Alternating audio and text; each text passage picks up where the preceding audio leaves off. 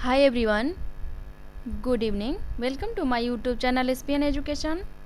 आज का हमारा सेशन है रंगाई तथा छपाई। ठीक है, डाई एंड प्रिंटिंग। ओके, जो हमने वस्त्र विज्ञान चैप्टर शुरू किया था उसमें जो आज 4 नंबर इसका है रंगाई तथा छपाई। ठीक है, इसमें हमने कुछ क्वेश्चन को इंक्लूड किया हुआ 25 क्वेश्चन को।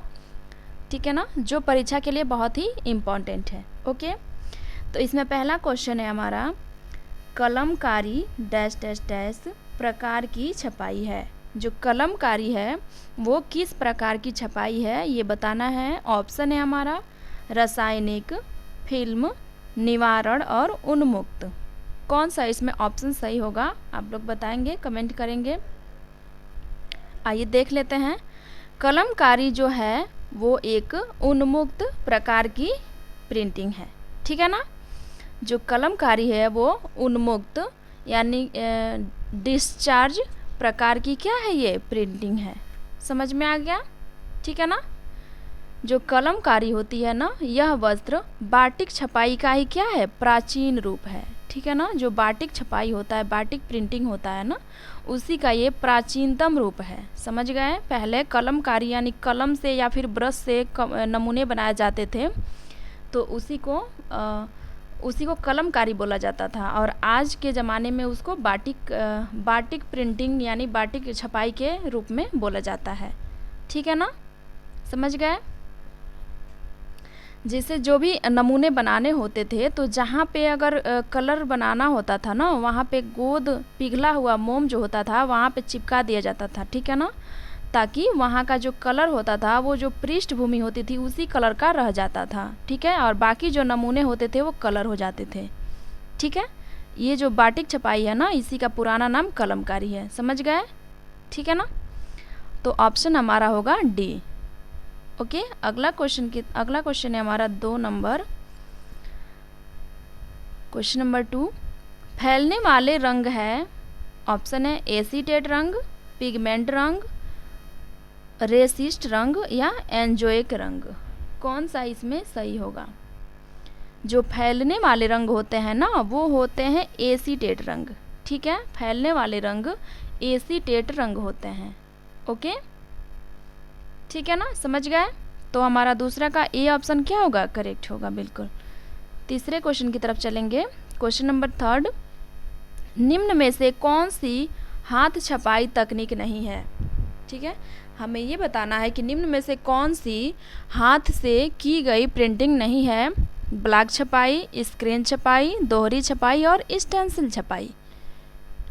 इसमें जो है ना, ब्लॉक छपाई हो गया, स्क्रीन छपाई हो गया या फिर स्टेंसिल छपाई हो गया, ये हाथ से बनाए जाने वाली तकनीक है।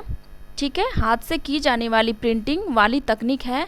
जबकि ये जो सी नंबर में दिया गया है, सी ऑप्शन में, ये जो दोहरी छपाई दिया गया है ना, ये मशीन से की जाने वाली प्रिंटिंग है।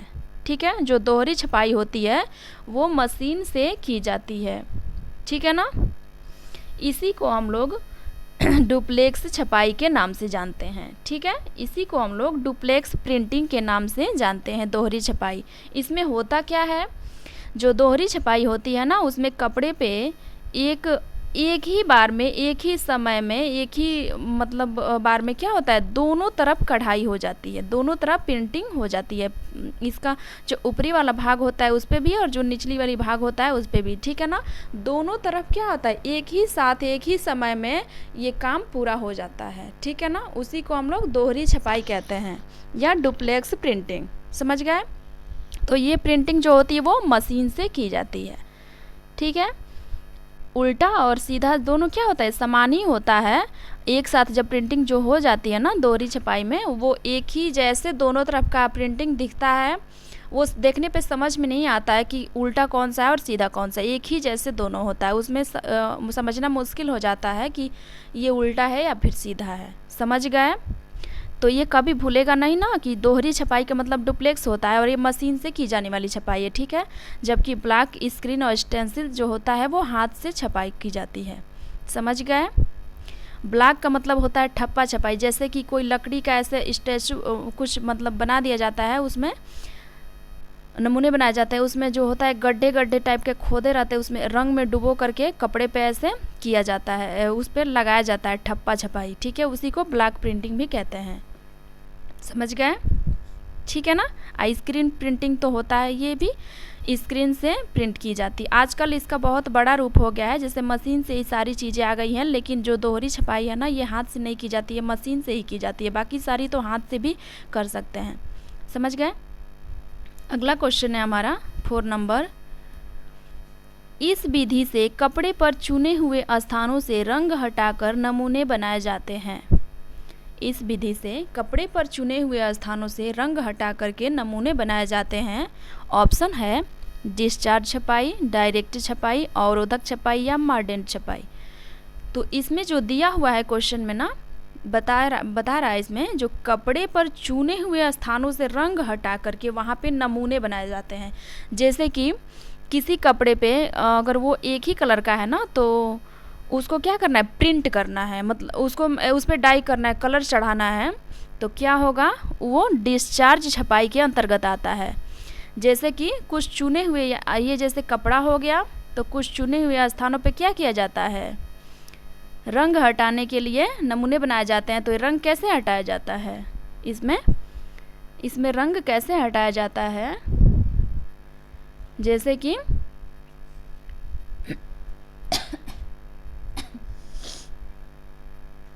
इसे पीस डाई भी कहते हैं, ठीक है ना। इस विधि के द्वारा नमूने वाले स्थानों पर क्या किया जाता है, ढलिये के द्वारा रंग खींच करके निकाल दिया जाता है, जिससे नमूने वाले जो स्थान होते हैं वो क्या होते हैं, रंग विहीन हो जाते हैं, यानी कि यहाँ का कलर क्या होता है, निकल जाता है। इसी छपाई को अधिकतर गहरे रंग पृष्ठ वाले स्थानों पर किया जाता है। इस छपाई का जो काम है, अधिकतर मतलब ये बहुत डार्क कलर का होता है जो इसका पृष्ठभूमि है, और इसमें जो फूल बनाए जाते हैं, जो नमूने डिजाइन बनाए जाते हैं, वो हल्के कलर के होते हैं, ठीक है ना। ये इस पे लागू होता है। समझ गए। और ये जो डिस्चार्ज छपाई होती है, ये रोलर की सहायता से होता है। जो रोलर होते हैं ना, स्टील के बहुत बड़े बड़े रोलर, उसके द्वारा इसकी छपाई की जाती है। समझ गए, ठीक है ना। अगला क्वेश्चन है हमारा 5 नंबर, क्वेश्चन नंबर 5। यह राजस्थान की एक प्रसिद्ध रंगाई विधि है। यह राजस्थान की एक प्रसिद्ध रंगाई विधि है।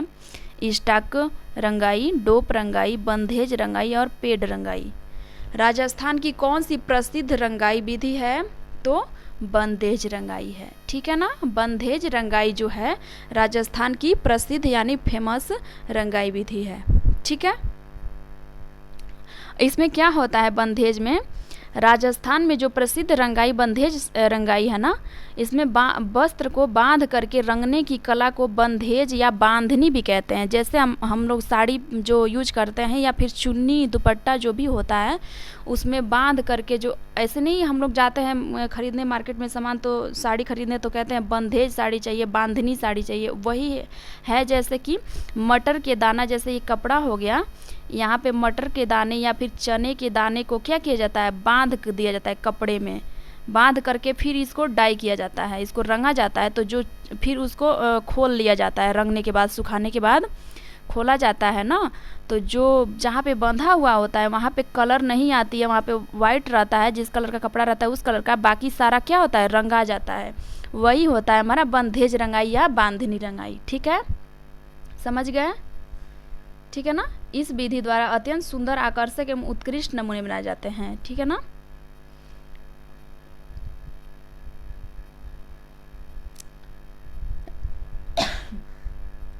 ओके, तो जो 5वां का सी ऑप्शन है हमारा करेक्ट है।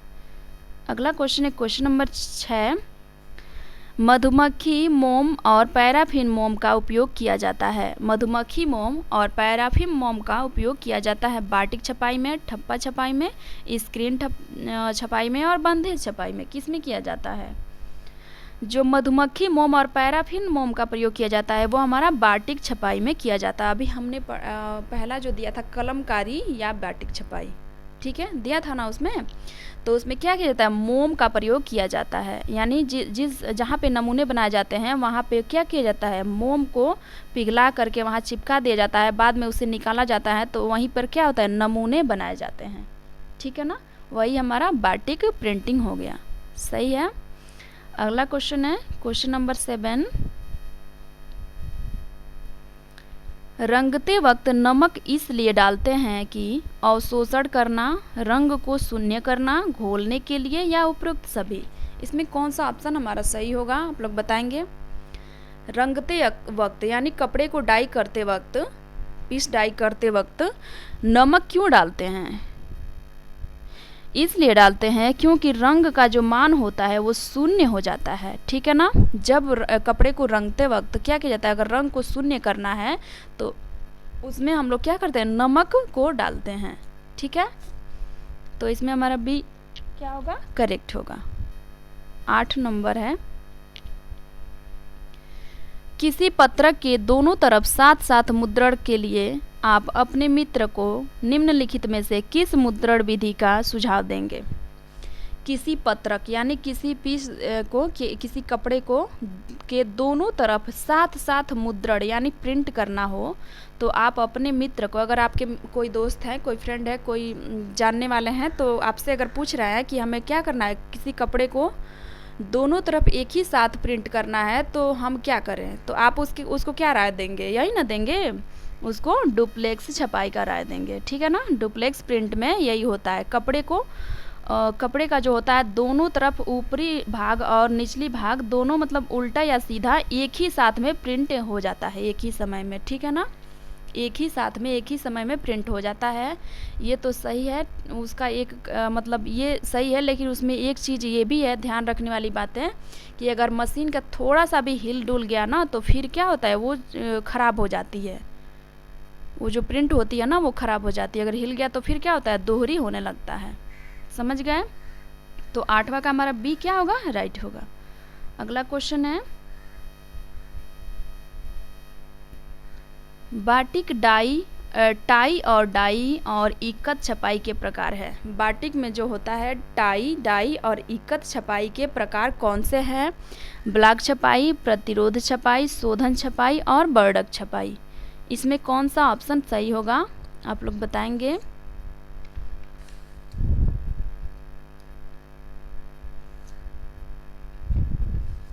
आइए देख लेते हैं। जो इसमें बाटिक में जो टाई और डाई और इक्कत छपाई दिया हुआ है ना, ये प्रतिरोध छपाई का प्रकार है।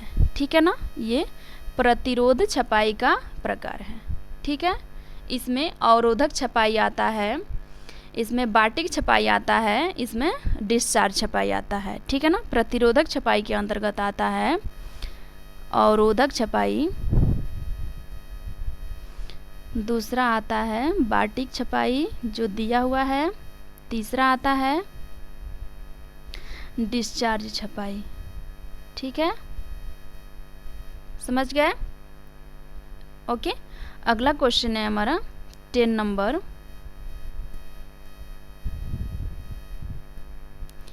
वे रंग जो बर्फ के साथ ठंडे स्नान में प्रयुक्त होते हैं। वे रंग जो बर्फ के साथ ठंडे स्नान में प्रयोग होते हैं, प्रयुक्त में लाए जाते हैं। रीड आयनिक, मतलब ये रीड यहाँ पे ये नहीं होगा, ये वाला होगा। रीड आयनिक रंग, धन आयनिक रंग, बैट रंग और एजो रंग। ठीक है, आप लोग बताएंगे इसमें कौन सा ऑप्शन सही होगा। वे कौन से रंग है जो बर्फ के साथ ठंडे स्नान में प्रयोग में लाए जाते हैं, वो है एजो रंग। ठीक है ना। डी नंबर हमारा बिल्कुल करेक्ट होगा, 10वें का डी करेक्ट होगा। ठीक है, जो बर्फ के साथ ठंडे स्नान में प्रयोग में लाए जाते हैं वो एजो रंग कहलाते हैं। ठीक है। अगला क्वेश्चन है हमारा, वर्णकों को भी कहते हैं, वर्णकों को भी डाई इसमें दिया हुआ है ऑप्शन हमारा रंग बंधक, रंग, स्याही और उपरोक्त में से कोई नहीं। तो जो वर्णक होते हैं ना, वर्णक को हम लोग स्याही भी बोल सकते हैं। ठीक है, 11 का सी नंबर बिल्कुल करेक्ट है। वर्णकों को हम लोग स्याही भी बोल सकते हैं। ठीक है ना, समझ गए। अगला क्वेश्चन है हमारा क्वेश्चन नंबर 12, हल्के मान बनाने के लिए रंग में सफ़ेद रंग मिलाना डैश डैश कहलाता है। हल्के मान बनाने के लिए जो रंग में सफ़ेद रंग को मिलाया जाता है उसे क्या कहते हैं। मान विरोधाभास कहते हैं, मान छाया कहते हैं, टिंट कहते हैं और छाया कहते हैं। क्या कहते हैं इसको बताएंगे आप लोग। जो हल्के मान बनाने के लिए जो रंग में सफ़ेद रंग को मिलाया जाता है तो उसमें क्या होता है, उसे क्या कहते हैं, मिलाना जो होता है वो क्या कहलाता है। आइए देख लेते हैं। जो हल्की मान बनाने के लिए रंग में सफ़ेद रंग को मिलाया जाता है वह हमारा टिंट कहलाता है। ठीक है ना, सी इज़ द राइट आंसर। ठीक है, वो टिंट कहलाता है। वह वैल्यू जो कि सामान्य रंग से हल्की होती है। ठीक है, टिंट को हम लोग वैल्यू भी कह सकते हैं। ये हल्की रंग होती है, हल्के रंग को टिंट कहा जाता है, हल्के रंग को टिंट कहा जाता है, जबकि गाढ़े रंग को छाया कहते हैं और छाया को शेड या छाया बोला जाता है। ठीक है ना, शेड या छाया कहलाती है जो गहरी होती है। ठीक है, समझ गए। ठीक है ना, तो हमारा 12 का सी करेक्ट होगा। अगला क्वेश्चन है 13 नंबर। रंग जिसको सूती कपड़ों की तरफ आकर्षण नहीं होता है वे कौन से रंग है जिसको सूती कपड़ों यानी कॉटन फैब्रिक के तरफ क्या होता है, आकर्षण नहीं होता है, वो कौन सा है। बेसिक रंग है, रिएक्टिव रंग है, सल्फर रंग है या बैट रंग है, कौन सा होगा इसमें बताइए। ऐसे कौन सी रंग होते हैं, आइए देख लेते हैं। जो बेसिक रंग होते हैं ना, इसमें क्या होता है, बेसिक रंग में बेसिक रंग जो होते हैं वो सूती कपड़ों की तरफ आकर्षण नहीं होता है। ठीक है, बेसिक रंग होता है या फिर एल्काइल डाई होता है, क्षारीय रंग। ठीक है ना, ये क्षारीय प्रकृति का होता है। जो इनमें क्या होता है, इनमें सेल्यूलोजिक या प्राणिज जगत का ये दोनों ही प्रकार से इसमें रेशों से बने वस्त्रों को रंगने के लिए यूज किया जाता है। ठीक है, समझ गए। तो इसमें हमारा 13 का ए नंबर सही होगा। Question number 14। निम्नलिखित डाई में से कौन सी डाई कैटायनिक प्रकृति का होता है। एसिड, डिस्पर्स, बेसिक और डायरेक्ट, इनमें से कौन सा ऑप्शन सही होगा बताना है हमें। निम्नलिखित जो डाई होती है उनमें से कौन सी डाई कैटायनिक प्रकृति की होती है। तो इसमें जो बेसिक डाई होता है ना, ये होता है कैटायनिक प्रकृति का। ठीक है, बेसिक डाई जो होता है कैटायनिक प्रकृति की होती है। बाकी सभी संश्लेषित रेशों में क्षारीय रंगों का सबसे पहले आविष्कार हुआ था। ठीक है ना, समझ गए।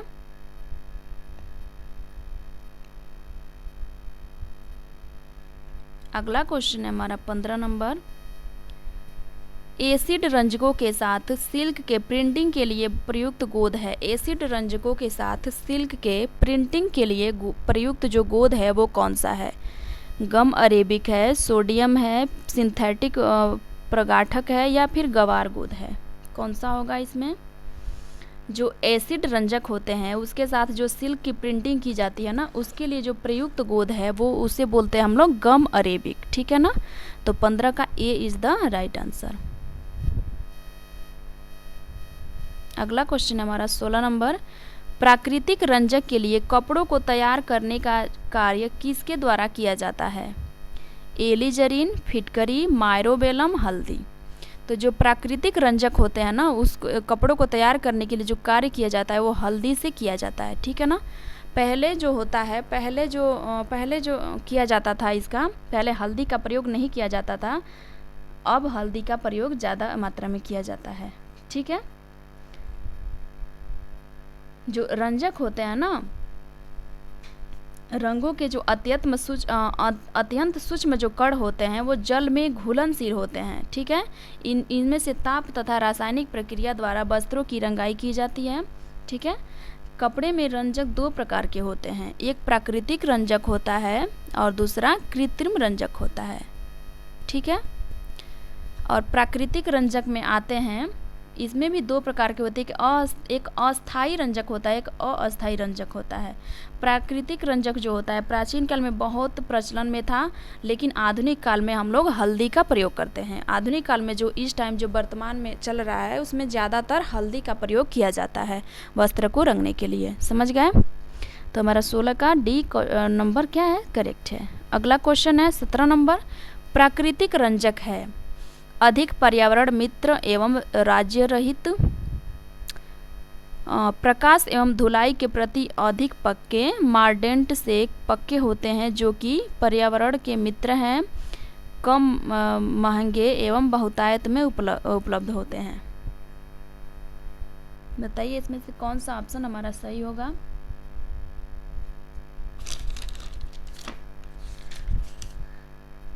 जो प्राकृतिक रंजक होते हैं ना वो अधिक पर्यावरण मित्र एवं एलर्जी यहाँ पे होगा, एलर्जी रहित होते हैं। हम सोच रहे हैं तब से कि क्या लिखा हुआ है, एलर्जी रहित होता है। जो प्राकृतिक रंजक होता है ना वो अधिक पर्यावरणीय होता है, मतलब पर्यावरण में क्या होता है, पर्यावरण का मित्र होता है, वो पर्यावरण के अनुसार ढल जाता है, ठीक है ना। एवं एलर्जी रहित होता है, मतलब जो प्राकृतिक रंग होता है उसको यूज करने से हमें कोई किसी भी प्रकार की कोई नुकसान हानि नहीं पहुंचाता है, ठीक है ना। वो एलर्जी रहित होता है, उससे कोई किसी प्रकार की एलर्जी नहीं होती है, ठीक है। तो 17 का ए हमारा करेक्ट है। अगला क्वेश्चन है 18 नंबर, प्रोटीन रेशो से बने कपड़ों को धोते समय रंग को निकालने से बचाने के लिए इस्तेमाल किया जा सकता है सिरका का, नमक का, वॉशिंग सोडा का या फिर अमोनिया का। जो प्रोटीन से बने रेशे होते हैं उसको धोते समय रंग को निकलने से बचाने के लिए किसका इस्तेमाल किया जाता है, सिरका का, ठीक है। उसमें सिरका का इस्तेमाल किया जाता है जिससे उसके जो कलर है वो नहीं निकले, ठीक है। अगला क्वेश्चन है 19 नंबर, कौन सी किरणें रंगाई किए गए कपड़ों के रंग को अधिकतम फीका करती है। एक्स किरणें, इंफ्रारेड किरणें, अल्ट्रावायलेट किरणें, लाल दृश्य का किरणें। इसमें से कौन सा ऑप्शन सही होगा। ये पूछ रहा है इसमें जो कौन सी किरणें, मतलब सूर्य के कौन सी किरणें जो होती है वो कपड़ों के रंग को अधिकतम फीका कर देती है। मतलब जैसे कि जब हम लोग कपड़े सुखाते हैं धूप में तो कपड़े को क्या करना चाहिए, उल्टा करके सुखाना चाहिए। अगर उल्टा करके सुखाएंगे तो फिर क्या होता है वो ज़्यादा ख़राब नहीं होती है, जबकि सीधा करके ऐसे हम लोग सुखा रहे हैं तो जो प्रकाश से अल्ट्रावायलेट किरणें जो आ रही है ना वो क्या करती है, रंग को फीका कर देती है, धीरे धीरे वो रंग को ख़त्म कर देती है, ठीक है ना। तो इसमें 19 का सी हमारा करेक्ट होगा, ठीक है। अगला क्वेश्चन है 20 नंबर, बाथोक्रोमिक डाई को यह नाम इसलिए दिया गया है क्योंकि यह वाटर बाथ में बनाए जाते हैं जिसमें क्रोमोजन होता है। यह क्रोमोजन के रंग को हल्का करते हैं, यह क्रोमोजन के रंग को गाढ़ा करते हैं, बीट की ऑक्सोक्रोम थ्योरी को दृढ़ करते हैं, ठीक है। तो जो बाथोक्रोमिक डाई होता है ना यह नाम इसलिए दिया गया है क्योंकि ये क्या करता है, बीट की जो ऑक्सोक्रोम थ्योरी होता है ना उसको दृढ़ करता है, ठीक है, उसको मजबूत करने का काम करता है, ठीक है। अगला क्वेश्चन है हमारा 21 नंबर, भारतीय वस्त्र उद्योग में आजकल प्रिंटिंग की किस विधि का अधिक उपयोग किया जाता है। स्टेंसिल प्रिंटिंग का, डिजिटल का, रोलर का या फिर अवरोधक का। जो भारतीय वस्त्र उद्योग है उसमें आजकल जो भी प्रिंटिंग की जाती है उसमें किसका सबसे ज़्यादा प्रचलन है, ये पूछा जा रहा है। सबसे ज़्यादा उपयोग किसका किया जाता है, तो सबसे ज़्यादा जो उपयोग किया जा रहा है वो रोलर प्रिंटिंग का उपयोग किया जा रहा है। प्रिंटिंग होगा यहाँ पे, प्रिंटिंग का उपयोग किया जा रहा है, ठीक है। 21 का सी नंबर करेक्ट है। अगला क्वेश्चन है 22 नंबर, इस विधि से कपड़े पर चुने हुए स्थानों से रंग हटा करके नमूने बनाए जाते हैं। डिस्चार्ज छपाई, डायरेक्ट छपाई, अवरोधक छपाई या फिर मार्डेंट छपाई।